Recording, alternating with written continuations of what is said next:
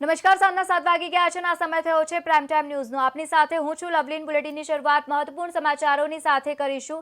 ખેડા જિલ્લામાં શિક્ષણ વિભાગની કચેરી દ્વારા કપડવંજમાં તપાસ કરવામાં આવી હતી। તપાસ દરમિયાન બંને જગ્યાએથી ગ્રાન્ટેડ સ્કૂલના શિક્ષકો ટ્યુશન ક્લાસ કરતા ઝડપી પાડવામાં આવ્યા છે। કપડવંજ સીએન વિદ્યાલયમાં શિક્ષક હિતેશ પ્રજાપતિ ટ્યુશન ક્લાસ કરતા ઝડપી પાડવામાં આવ્યા છે। બીજા ટ્યુશન ક્લાસની તપાસમાં સરદાર પટેલ વિદ્યાલય દાણા સ્કૂલના આચાર્ય હરેશ પટેલ ટ્યુશન ક્લાસ કરતા ઝડપી પાડવામાં આવ્યા।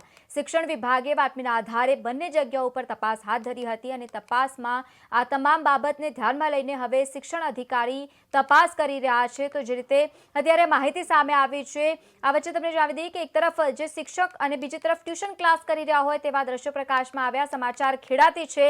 ખેડા જિલ્લામાં શિક્ષણ વિભાગની કચેરી દ્વારા કપડવંજની જગ્યા પર તપાસ કરવામાં આવી હતી અને તપાસ દરમિયાન બંને જગ્યાએથી ગ્રાન્ટેડ સ્કૂલના શિક્ષકો ટ્યુશન ક્લાસ કરતા ઝડપી પાડવામાં આવ્યા છે। કપડવંજ સીએન વિદ્યાલયના શિક્ષક હિતેશ પ્રજાપતિ ટ્યુશન ક્લાસ કરતા તેમને ઝડપી પાડવામાં આવ્યું। તો બીજી તરફ ટ્યુશન ક્લાસની તપાસમાં સરદાર પટેલ વિદ્યાલય દાણા સ્કૂલના શિક્ષક પણ હરેશ, જેમનું નામ છે હરેશ પટેલ, ક્લાસમાં ઝડપી પાડવામાં આવ્યા છે। ક્લાસ કરી રહ્યા હતા અને તે દરમિયાન તેમને પકડી પાડવામાં આવ્યું। તો બીજી તરફ ખેડાના કપડવંજમાં આચાર્યની ગુંડાગર્દી પ્રકાશમાં આવી છે। આચાર્ય એક પત્રકાર પર જીવલેણ હુમલો કર્યો છે।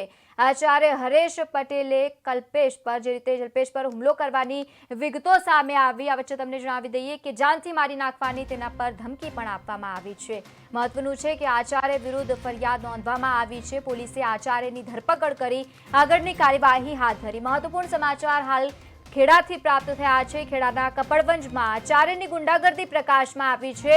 આચાર્યએ એક શિક્ષક પર જીવલેણ હુમલો કર્યો છે, તો બીજી તરફ તેને જાનથી મારી નાખવાની ધમકી પણ આપવામાં આવી હતી। આ વચ્ચે તમને જણાવી દઈએ કે આચાર્ય હરેશ પટેલે જલ્પેશ પટેલને મારી નાખવાની ધમકી આપી હતી। આચાર્ય વિરુદ્ધ હાલ તો ગુનો દાખલ કરવામાં આવ્યો છે, તો સાથે જ પોલીસે આચાર્યની ધરપકડ કરીને વધુ કાર્યવાહી પણ હાથ ધરી છે, પરંતુ સમગ્ર પંથકમાં બાબતને લઈને ચકચાર મચી છે।